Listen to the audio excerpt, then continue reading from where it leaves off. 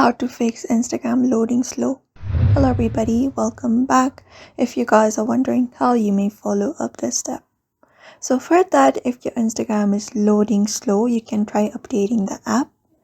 Go over to Play Store if you are on Android, and then go over the search bar in the bottom right.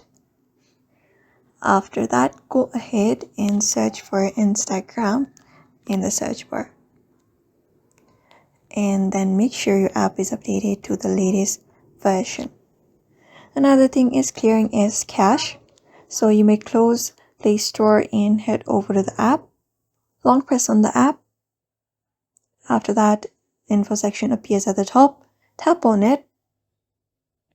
And when you do, a menu opens up on your screen. This one right here. So go ahead and scroll down and go to storage. And then after going to storage, go ahead and clear the cache by tapping on clear cache in the button. Another thing is if you don't have a proper internet connection, that may be also the issue. So ensure that you are connected to a proper one and see if that works. And sometimes a simple restart of the device will also help the Instagram loading slow. So for now, you can apply up this method. So I hope this video was helpful and thank you for watching this video.